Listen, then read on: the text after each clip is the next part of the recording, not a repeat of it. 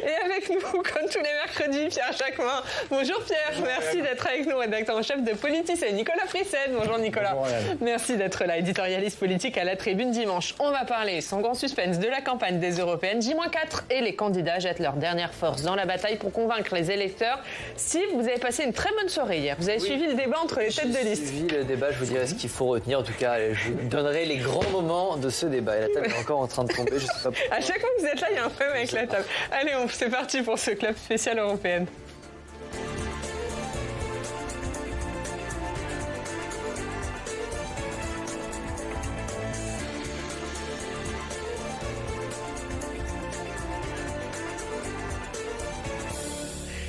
Et jusqu'au 9 juin, vous l'avez vu, nous rencontrons les candidats à cette élection européenne pour comprendre leur vision de l'Europe et leur programme. Aujourd'hui, Adrien Pain et Noah Bergot sont allés poser 3 questions à Hélène Thuy, à la tête de la liste du Parti animaliste. Le Parti animaliste est candidat et je suis la tête de liste de ce parti parce que nous considérons que les intérêts des animaux ne sont absolument pas protégés, pas pris en compte. Les animaux sont maltraités, massacrés dans de nombreux élevages industriels et intensifs notamment. La question animale, elle est toujours la grande oubliée. Éventuellement, on évoque la question animale rapidement, un petit peu pour des éléments de communication, mais concrètement, lorsqu'il s'agit de prendre en compte les intérêts des animaux, c'est toujours la variable d'ajustement. On a toujours mieux à faire, plus important. Et nous, ce que l'on porte vraiment dans cette campagne, c'est que la question des animaux, c'est pas une question marginale, c'est une question qui est fondamentale, évidemment pour les animaux eux-mêmes, mais aussi pour les humains. La cause animale, c'est un sujet d'abord qui préoccupe une très large majorité de Français, 89% des Français, et ce, toute sensibilité politique confondue. On est à plus de 80% dans toutes les sensibilités. Du RN à LFI, en passant par la droite et par le centre. Donc c'est vraiment une thématique qui est transpartisane, qui importe vraiment à la plupart des Français et qui est absolument négligée par les formations politiques traditionnelles. C'est la raison pour laquelle nous on porte avec force et détermination ce combat pour qu'effectivement ce sujet avance. Alors, notre vision de l'Europe, c'est une Europe de l'éthique, de la solidarité et de la responsabilité. C'est-à-dire que de l'éthique, on considère que la question des animaux, qui est souvent marginale ou en tout cas très peu considérée, doit être prise en compte dans toutes les décisions politiques et principalement également dans la question de notre modèle agricole qui est fondamental pour les animaux, pour les humains et pour l'environnement. Il y a plusieurs partis animalistes dans le monde et plus d'une dizaine en Europe. Il y a déjà des partis animalistes qui ont des parlementaires européens aux Pays-Bas, en Allemagne et au Portugal. Ils se présentent également aux élections européenne 2024 et nous espérons avoir des élus en France pour pouvoir rejoindre nos partenaires européens, pouvoir créer un groupe européen animaliste et travailler ensemble pour intégrer la question animale dans toutes les politiques de l'Union européenne. La mesure prioritaire de notre programme, c'est le changement de notre modèle agricole. Aujourd'hui, nous affectons la quasi-totalité des subventions publiques à l'élevage, et notamment l'élevage industriel et intensif, alors que l'on sait que ce modèle agricole, ce modèle d'alimentation est préjudiciable, évidemment d'abord pour les animaux eux-mêmes. Ce modèle agricole, il induit aussi un risque sanitaire énorme. Tous les scientifiques s'accordent, notamment l'IPBES, le GIEC, pour nous dire que si l'on continue ce modèle agricole, c'est une certitude, nous aurons des pandémies.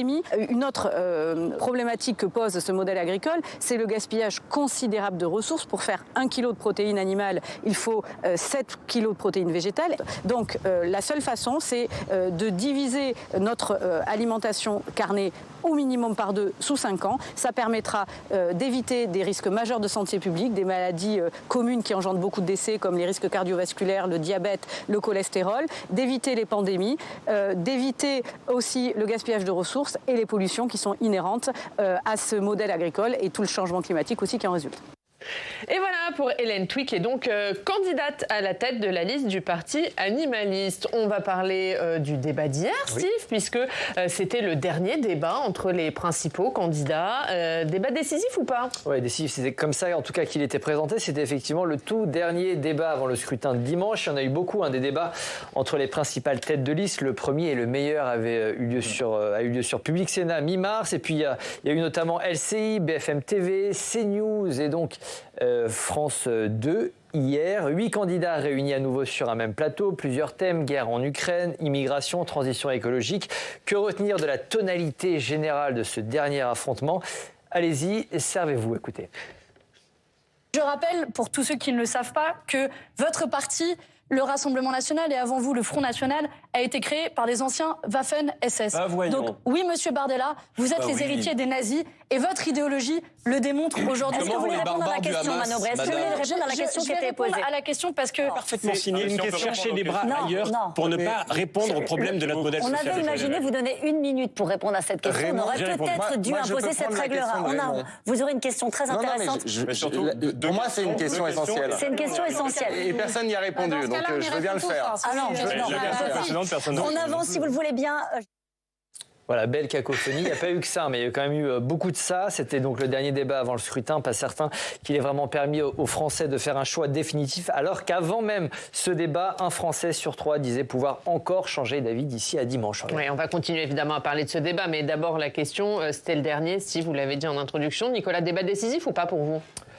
Débat décisif peut-être pour les 10% de Français qui disent qu'ils vont se décider le dernier jour, c'est-à-dire dimanche matin, 10%. Ça, c'est en gros la proportion qu'on a vue dans notre sondage et là pour la Tribune dimanche le week-end dernier. Peut-être que ça peut encore faire un peu bouger les lignes. Pour le reste, pour ceux qui ont suivi les débats, et vous avez rappelé la chronologie, on n'a pas appris grand-chose hier. On a entendu des arguments qui ont déjà été répétés plusieurs fois par chacune et chacun des candidats. Donc chacun est dans son couloir et à ces éléments de langage, parce qu'il n'y a pas eu de réelle surprise et ni de réelle information à part peut-être la tentative de Valérie Rayet d'avoir une posture un peu différente de ce qu'elle a pu montrer d'elle jusqu'ici. Pierre, débat décisif ou pas? Et est-ce que hier soir, quand vous avez regardé le débat, vous avez vu un vainqueur, quelqu'un qui est un peu sorti du lot et quelqu'un qui était peut-être un peu en dessous? Alors, moi, j'ai suivi quasiment tous les débats. Effectivement, j'ai suivi l'excellent débat de Public Sénat et j'ai trouvé qu'il y avait peut-être une évolution dans la manière de s'exprimer et peut-être aussi dans la manière de présenter les idées des uns des autres. J'ai souvent dit, d'ailleurs, dans votre émission, Oriane, que je regrettais l'absence de place faite aux idées dans cette période électorale et c'est quand même un peu dommage quand on pense le projet européen de ne pas retenir quelles sont les grandes idées phares de chacun des candidats et des candidates et chacune des candidates. Et hier, Caroline Roux a posé plusieurs questions très précises sur ces sujets. C'est quoi votre proposition concrète pour le projet européen? Et j'ai trouvé qu'au cours de ce débat, on percevait davantage quelles pouvaient être les priorités des uns et des autres et quelles pouvaient être les modalités pour changer un peu le cours de l'Europe. Et j'ai même été surpris parfois de voir qu'une candidate comme Valérie Rayet qui fait qui tient son principal discours sur elle veut une Europe de la santé. J'avais jamais entendu ça. Raphaël Glucksmann dit lui ma priorité quand j'arrive au Parlement européen, ce sera la question du logement. Ou Manon Aubry qui dit moi ma priorité ce sera de rendre du pouvoir d'achat aux Français en créant une contrainte européenne qui oblige les États à justement agir sur le pouvoir d'achat des Français. Donc j'ai trouvé qu'on touchait là beaucoup plus du concret. Alors peut-être que c'est la fin de campagne qui fait qu'on touche plus la matière des candidats et des candidates, mais j'ai trouvé le débat assez intéressant hier. Certes, il y a eu de l'invective, il y a eu du concours de punchline comme d'habitude, mais j'ai trouvé que c'était plutôt de bonne tenue. On va continuer à parler de ce débat, on va voir quelques extraits, Steve, à retenir. Alors, vous le dites, on n'a peut-être pas appris grand-chose pour ceux qui ont suivi tous les débats. Il y a quand même eu une annonce, Steve. Oui, on ne peut pas dire que l'écologie ait occupé vraiment une grande partie de ce débat, un peu boudé par les candidats qui ont préféré parler sécurité, immigration ou encore international. Mais Valérie Rayet a effectivement défendu certaines propositions. Elle a défendu le pacte vert qui a pour objectif d'arriver à une Europe neutre en carbone d'ici à 2050. Dans ce contexte, la candidate Renaissance a vanté l'action de l'Union européenne. Écoutez-la. Je vous fais une annonce. Ce soir, demain mercredi, la Commission européenne va verser à la France 7,5 milliards d'euros dans le cadre de ce plan de relance pour financer 500, le développement, la modernisation de 500 petites lignes. Il y a des dates, des timings, monsieur Bardella. Si vous aviez travaillé, vous l'auriez su. Et en fait, ces 7,5 milliards d'euros, ils vont être très concrets dans la vie des Français. C'est la rénovation de 500 petites lignes ferroviaires partout dans le territoire. Valérie Rayet qui promet également un investissement de 1 000 milliards d'euros pour compléter le pacte vert d'ici à 2030. Et puis à noter que Gabriel Attal ne s'est pas interposé dans ce débat et Valérie Rayet a pu donc dérouler ses arguments toute seule face aux candidats et face aux journalistes. Nicolas, est-ce que, alors elle a présenté ça comme une annonce, Valérie Rayet, c'est vrai que l'écologie c'est peut-être un thème sur lequel on les avait un petit peu moins entendus durant cette campagne. Est-ce que c'est quelque chose qui peut porter d'annoncer comme ça à 3 jours du scrutin une telle annonce? Et en même temps, Jordan Bardella dire comme par hasard à 3 jours du vote. Oui, alors sur ce point-là, c'est vrai que c'est un échange qui a été assez caricatural et un peu symptomatique et révélateur de tout ce qui s'est passé pendant ces débats et pendant cette campagne. Une Valérie qui essaye d'exister en défendant des positions qui sont des positions raisonnables, modérées, centristes, enfin celles qui sont dans la ligne d'Emmanuel Macron. Et quand elle essaye de développer, de montrer des choses et ce que peut faire concrètement l'Europe, eh bien, il y a le candidat d'extrême droite qui vient l'interrompre, comme il a... Notez-le, comme il l'a interrompu à de multiples reprises, ne la laissant quasiment jamais finir ses argumentations. C'est une technique de débat qui est, on peut dire, déplorable et qui s'est répétée à plusieurs reprises. Après, sur le fond, évidemment, on a eu des débats, mais comme toujours, comme à chaque élection européenne, qui ont été très franco-français et centrés sur ce que les candidates et candidats lisent des préoccupations des Français dans les instituts de sondage. Donc, ils voient que les Français s'intéressent à l'immigration, alors on va leur parler d'immigration, quand bien même une partie du champ de l'immigration, de la politique en tout cas migratoire, ne repose pas sur l'Union européenne, enfin repose sur l'Union européenne plutôt. Donc, sur l'idée qu'il y ait des avancées concrètes de l'Europe, qu'il y ait des éléments qui soient susceptibles des grandes réformes, des grandes avancées après ces élections européennes, c'est vrai qu'on n'en a pas entendu énormément. Et vous faisiez référence tout à l'heure aux propositions, Pierre, des candidats qui étaient un peu plus originales, qu'on n'avait pas entendues jusqu'ici dans le débat. Elles ne sont pas toutes dans le registre, dans les prérogatives de l'Union européenne. Beaucoup sont franco-françaises. Et c'est ça qu'on peut déplorer systématiquement. C'est pas... La première fois cette année, ça s'est passé à chaque élection européenne, c'est que finalement, à la fin du débat, à la fin de la campagne, on ne sait pas vraiment ce que veulent les candidats pour l'Europe de demain. On comprend ce qu'ils veulent pour la France, mais pour l'Europe de demain, c'est moins clair. Mais je trouve ça très intéressant ce que vous dites, parce que c'est souvent un argument qu'on reproche, d'ailleurs à une partie de la gauche qui dit qu'il faut changer les traités, et on ne croit pas qu'on peut changer les traités parce qu'il faudrait se mettre d'accord avec tous les pays européens. Mais on peut se dire aussi que chacun des candidats ont une volonté de changer la trajectoire de l'Union européenne. Pourquoi l'Europe devrait être qu'un unique marché et pas un endroit où on pense les politiques sociales, les politiques de défense, les politiques économiques telles qu'elles se décident déjà aujourd'hui? Ça l'est devenu.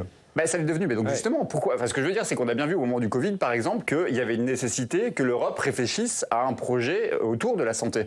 Donc quand Mme Hayet dit il faut que l'Europe investisse dans la recherche scientifique pour que d'ici à 10 ans, et je trouve que c'est une excellente idée, je pense qu'à gauche ils sont d'accord d'ailleurs là-dessus, d'ici à 10 ans on trouve le vaccin à l'échelle européenne contre le cancer. Bon, à un moment donné, là, je pense que les citoyens se disent « Ah bah oui, je vois à peu près à quoi ça peut marcher, l'Europe ». C'est pas une compétence de l'Europe. La question du logement, c'est pas une compétence de l'Europe. Mais on peut aussi se dire que l'Union européenne, demain, devient un endroit où, effectivement, on va investir massivement contre la rénovation thermique des bâtiments. Bon, là, ça devient concret. Je pense que ce qui me manque, je le dis souvent, et on prend pour le monde des bisounours, on a l'impression que je suis dans le monde des bisounours, mais je trouve que ce qui me manque et ce qui a manqué dans cette campagne, c'est une manière de faire rêver les gens. À un moment donné, il faut que la politique fasse rêver. Je sais qu'on est dans un contexte où il y a quand même les guerres aux portes de l'Europe et qu'il faut aussi savoir répondre à ces questions, des questions de sécurité, les questions de souveraineté, c'est important. Mais à un moment donné, si on veut impliquer les gens dans le débat public, et notamment pour aller voter, il faut qu'ils perçoivent ce à quoi peut servir l'Europe. Et aujourd'hui, l'Europe, les Français l'ont largement rejeté en 2005 sur le projet tel qu'il était construit. Et aujourd'hui, je pense qu'il y a la possibilité de penser une Europe de manière différente. Et je trouve que de dire que les propositions qui sont faites par les uns et les autres ne sont pas compatibles avec ce qu'est le projet européen, c'est un problème. Parce que demain, le projet européen, si on veut que les Français s'y intéressent, il doit permettre des améliorations de la vie quotidienne des Français. Et puis on a surtout eu des arguments, mais c'est le moment qui veut ça, des arguments extrêmement défensifs sur tous les sujets. C'est vrai. La sécurité, la défense, c'est du défensif. L'immigration, c'est du défensif. L'économie, on ne parle que de souveraineté, de fermeture des frontières. C'est du défensif. Et vous avez raison sur ce point. On n'a pas eu d'expression décrivant ce que serait cette Europe de demain, où il y aurait moins de pollution, où il y aurait plus d'emplois, des emplois de meilleure qualité, plus d'innovation, une maîtrise de l'intelligence artificielle. Tous ces sujets sont passés sous les radars, alors qu'ils sont du ressort des compétences de l'Union européenne. Donc ça, c'est effectivement regrettable, mais en même temps, on est dans un contexte de guerre. Qu'on ne va pas rappeler ici, parce que tout le monde le connaît, et dans un contexte de stress et d'angoisse des populations. Et donc, les candidates et candidats essayent de répondre à ça, et on le déplore au niveau uniquement national dans ce débat. Mais le contexte est tellement pesant et tellement lourd que c'est assez difficile de se projeter très très loin. Et d'ailleurs, on n'a pas eu de grands dessins. Les dates dont on entendait parler dans ces débats, c'est 2035 pour les moteurs thermiques, peut-être un peu plus loin pour ce qui concerne le zéro carbone. Mais pour le reste, on était vraiment dans des projections qui s'arrêtaient à lundi prochain. Ouais. Et vous parlez tous les deux de ce contexte, évidemment, de guerre aux portes de l'Europe, de guerre en Ukraine. Steve, on a l'impression que c'est impossible d'organiser un débat entre ces 8 candidats sans passe d'armes sur la Russie entre Raphaël Glucksmann et Jordan Bardella. Oui, c'est déjà le cas, effectivement, lors du premier débat organisé sur Public Sénat. La guerre en Ukraine fait toujours rage et le candidat PS Place Publique a de nouveau ciblé le RN et ses liens avec Vladimir Poutine. Écoutez. Moi, j'ai une question, Monsieur Bardella. Est-ce que vous êtes toujours pour la fin... Je ne suis pas chef des armées, non, ça pour vous la aura fin, pas échappé. Pour la fin des sanctions, est-ce que vous êtes toujours pour la fin des sanctions sur le gaz et le pétrole russe? Donc, Monsieur Bardella, vous êtes pour que l'Union européenne finance la machine de guerre de Poutine à hauteur de 1 milliard d'euros par jour, c'est-à-dire 365 milliards d'euros par an. Si, c'est exactement ce que vous proposez de faire. Pour l'arrêt de l'hypocrisie de votre part et de la part de tous ceux qui prennent des décisions sur l'autel de la morale pour continuer à aller chercher du pétrole russe et qui transite par d'autres pays et qu'on achète beaucoup plus cher. Ou d'ailleurs avec le GNL où on voit que la France reste le premier pays importateur de gaz russe. À noter que Volodymyr Zelensky s'adressera aux parlementaires ce vendredi à l'Assemblée nationale. Le sujet de la guerre en Ukraine devrait donc s'imposer largement dans les dernières heures de campagne. La campagne qui se termine officiellement vendredi soir. Oui, exactement. C'est un thème qui pourrait s'imposer dans ces dernières heures de campagne. Et on l'a vu, cette passe d'armes entre Jordan Bardella et Raphaël Glucksmann, qu'on a déjà entendu à de nombreuses reprises. Ça peut porter, ça ? Je pense que plus on martèle quand même ce qu'est le Rassemblement national, mieux c'est, parce que on a un peu tendance à oublier que effectivement le Rassemblement national au Parlement européen vote absolument rien pour aider les Ukrainiens. Toutes les propositions de loi, toutes les dispositions qui sont votées au Parlement européen sur le soutien de l'Europe à l'Ukraine, le Rassemblement national ne le vote pas. Quand il y a un vote de soutien à l'opposant principal de M. Poutine, le Rassemblement national déserte, il ne vote pas. Alexei Navalny ne vote pas.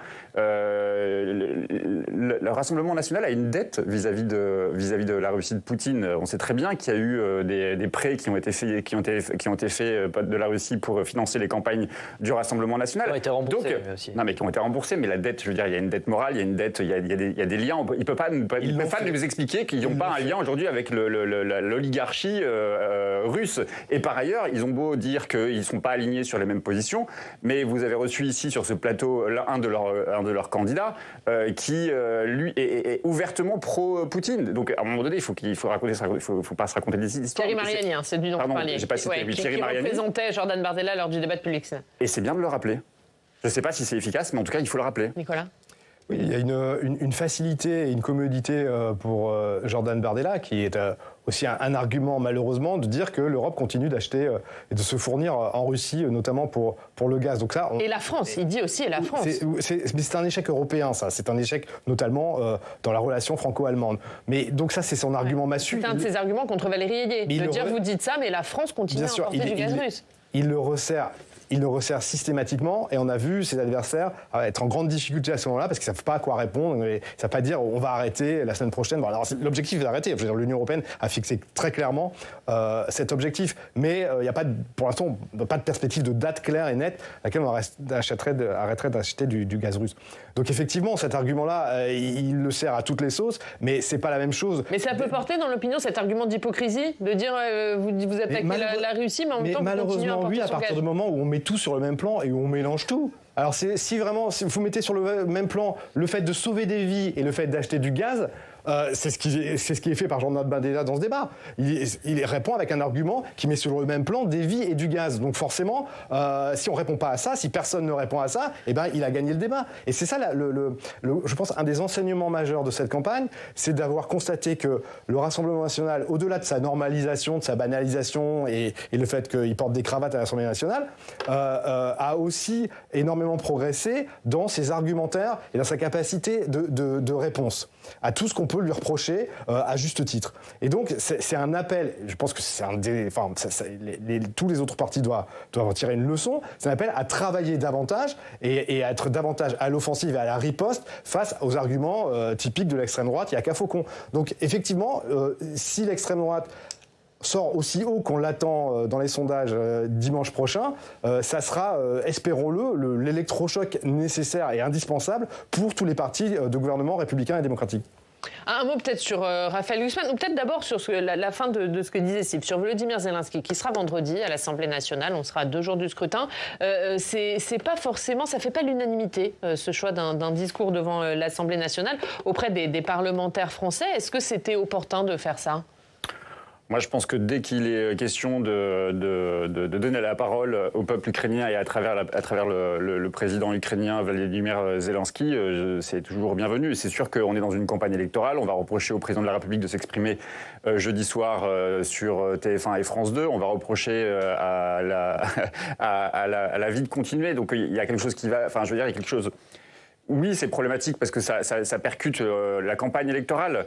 Et je crois qu'on est quand même tous concernés par ce qui se passe en Ukraine et que c'est pas illogique que M. Zelensky prenne la parole ce vendredi. C'est sûr qu'on va avoir une omniprésence quand même du président de la République d'ici à la fin de la semaine avec les commémorations du débarquement, l'arrivée de M. Zelensky, Biden qui sera en Normandie. Donc l'actualité percute la campagne électorale et sans doute va-t-on dire qu'elle sera à la faveur du président de la République. J'ai quand même le sentiment que plus le président de la République intervient, moins ça joue en la faveur de Valérie Yé. Donc bref, chacun voit midi à sa porte.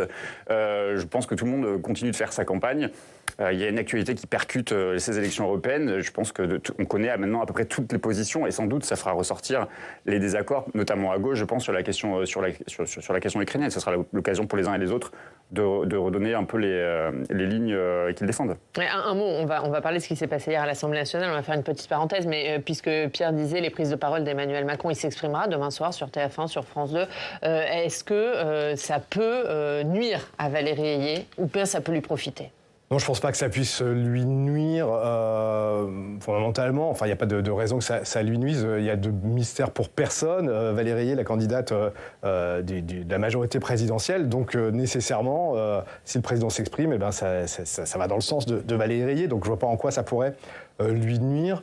Est-ce qu'il n'y a pas un rejet, quelque part, chez une partie de la population, de la personne d'Emmanuel Macron, qui fait que plus il parle et moins les gens iront voter pour la liste de la majorité ?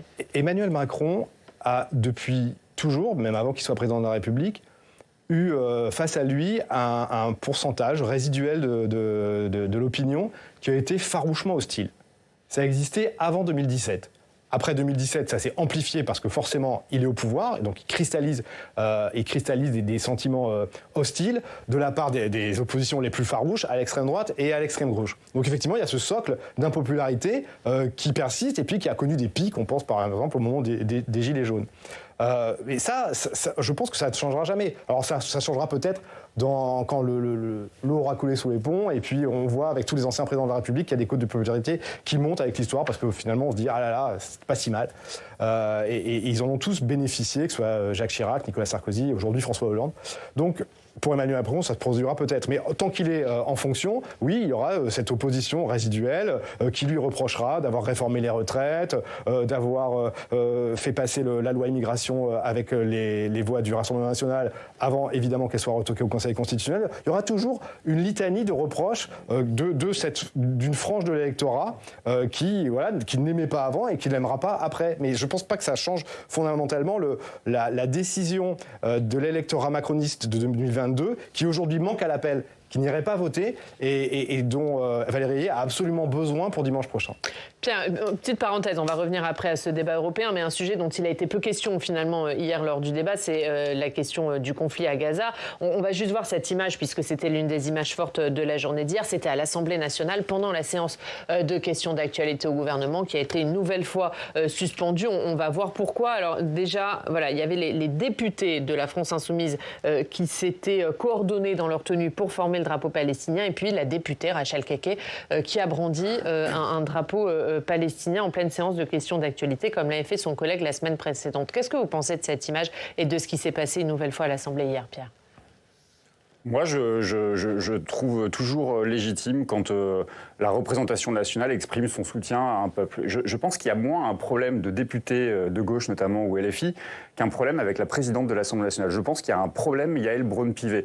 Yaël Braun-Pivet, quand la guerre en Ukraine éclate, elle affiche, et à juste titre, avec les députés, sa solidarité envers le peuple ukrainien. Quand le 7 octobre arrive, elle affiche avec les députés de la nation sa solidarité avec les Israéliens. Quand est-ce que vous avez entendu Madame Yaël Braun-Pivet, depuis le massacre en cours à Gaza, et il ne date pas du 7 octobre, afficher son soutien au peuple gazaoui? Donc je pense qu'il y a un problème, Yaël Braun-Pivet, parce que quand on est président de l'Assemblée nationale, on doit tenir une forme de neutralité et on doit tenir la sérénité, on doit participer de la sérénité des débats. Et je trouve que la République, ou en tout cas la sérénité des débats, ne peut tenir que si la République marche sur ses deux jambes. Avec Yaël Braun-Pivet, elle ne marche pas sur ses deux jambes. Et je vais vous dire même une chose que je crois assez centrale dans ce qu'on ne veut pas dire dans le débat public, c'est que sans doute, et c'est même certain, il y a une forme d'antisémitisme qui est en train de renaître avec des augmentations absolument phénoménales des actes antisémites. Mais cette absence aujourd'hui, ou cette invisibilisation par la présidente de l'Assemblée nationale de la cause palestinienne, me fait penser qu'il y a une forme de racisme inconscient qui fait qu'on ne peut pas afficher aujourd'hui son soutien à un peuple qui aussi, en France, je pense aux Français de confession musulmane, vivent le racisme au quotidien. Et je pense que quand on veut tenir sur ces deux jambes, on dénonce l'antisémitisme, on se mobilise contre l'antisémitisme, mais on se mobilise aussi contre le racisme. Nicolas, je vous laisse répondre. Je précise juste que l'ascension contre Sébastien Delogu a été votée à la majorité de l'Assemblée. C'est-à-dire qu'il y avait également des parlementaires RN, de la droite et de la majorité. C'est pas uniquement Yaël Braun-Pivet qui a pris la sanction. Je fais référence au fait que depuis la présidence de Mme Yaël Braun-Pivet, il y a une augmentation des sanctions, et notamment à l'égard de la gauche, qui discrédite, je pense, la neutralité de la présidente de l'Assemblée nationale. Mais c'est logique, il y a une augmentation des incidents. Il n'y a jamais eu autant d'incidents et donc jamais eu autant de sanctions à l'Assemblée nationale. Alors, Yaël Braun-Pivet, elle est dans son rôle. Moi, je n'ai pas du tout la même appréciation que vous sur son travail. À l'Assemblée nationale, on élit des gens qui sont supposés débattre et voter de la loi, et on se retrouve les filles est arrivée avec Yaël Braun-Pivet, il y a eu d'autres présidents avant elle. Je vous ai pas coupé, et on se retrouve avec un groupe qui fait des happenings. Donc, si vous voulez, je ne pense pas que ça soit... Enfin, c'est peut-être satisfaisant et amusant pour leurs électeurs, mais pour les Français en général, c'est totalement désavoué, et c'est pas le lieu, et c'est pas le lieu pour faire ce type de happening. C'est un endroit, normalement, c'est prévu pour discuter et débattre des lois, les amender, les évaluer, et puis trouver des progrès pour la France. Et là, on a des gens qui s'amusent à faire des happenings. Ça change rien du tout à la vie des Palestiniens. Vous interrogez, on pose souvent la question d'ailleurs aux députés de gauche, à quoi ça sert de faire ça? Est-ce qu'on interroge la maire de Paris quand elle met les couleurs de la Tour Eiffel d'un pays dont le peuple est opprimé, ou que l'Assemblée nationale décide de mettre les couleurs d'un peuple opprimé sur les colonnes? Est-ce qu'on interroge les responsables de ces mobilisations symboliques? Elles sont importantes, elles ont des raisons d'être. Certes, ça ne fait pas changer la donne, ça ne change pas la donne, mais ça permet de mettre le focus sur une cause qui me paraît être juste. Ça instrumentalise une institution de la République qui est un drapeau sur la Tour Eiffel. Mais très bien, pas de problème. Là, on est dans un autre cadre. C'est pareil, c'est de l'ordre du symbolique. Où on abuse de sa position, on abuse de sa fonction, on abuse des caméras pour se mettre en scène de cette façon-là. Et encore une fois, je pense, malheureusement, et je le déplore, que ça ne change rien à la vie des Palestiniens. Un dernier mot, on va revenir, il nous reste moins de 2 minutes, 1 minute 30, on va revenir au débat d'hier. Un mot de la droite, puisque François-Xavier Bellamy a essayé de se faire une place hier. Oui, avec ce point d'interrogation toujours pour le parti LR, comment exister entre la Macronie et un RN qui dépasse ses 30% d'intention de vote. François-Xavier Bellamy a tiré tous les côtés, il a promis de redresser la France et il a insisté sur l'aspect budgétaire, écoutez-le. Il y a un éléphant dans la pièce dont personne n'a encore parlé, c'est que la France est ruinée. On vient de voir notre dette dégradée tout récemment. On a 1000 milliards d'euros de dette supplémentaire depuis qu'Emmanuel Macron est arrivé au pouvoir. Et aujourd'hui, le projet qu'il porte dans cette élection européenne, c'est de faire à Bruxelles ce qu'il sait faire de mieux à Paris, une nouvelle dette européenne et des impôts européens. Nous disons qu'il faut faire le contraire. Il faut baisser la dépense publique, il faut rendre du salaire aux gens qui bossent, il faut faire baisser le poids des charges, le poids de la fiscalité qui sont en train d'écraser les Français. François-Xavier Bellamy qui est resté dans son couloir hier, baisse de la dépense publique, maîtrise des flux migratoires, deux thèmes sur lesquels il a le plus insisté pour se démarquer des autres candidats. Un dernier mot là-dessus. Je trouve que c'est assez gonflé de la part de François-Xavier Bellamy parce que dans son programme, si vous le lisez, il y a une quantité impressionnante de dépenses. Il ne dit pas exactement comment il veut les financer. Alors quand on l'interroge, il dit si on va faire appel à l'épargne des Européens pour financer toutes les dépenses et tous les projets de développement qui peuvent être intéressants d'ailleurs de la droite. Mais si les Européens n'abondent pas et ne mettent pas leur épargne sur les livrets Bellamy, à ce moment-là, il ne se passera rien. Un dernier mot, Pierre. Moi, je vais vous dire, en fait, il fait partie d'un groupe politique qui est majoritaire au Parlement européen et qu'il est donc une partie du problème et qu'il n'y a rien d'original à nous parler de la dette et de la question migratoire parce que c'est exactement ce qu'il nous raconte depuis des dizaines et des dizaines d'années et il rejoint en ce sens le programme de Jordan Bardella de plus en plus. Et on continuera évidemment à analyser cette campagne encore 4 jours maintenant avant le scrutin qui aura lieu dimanche. Et c'est à la une de la presse régionale. On regarde tout de suite.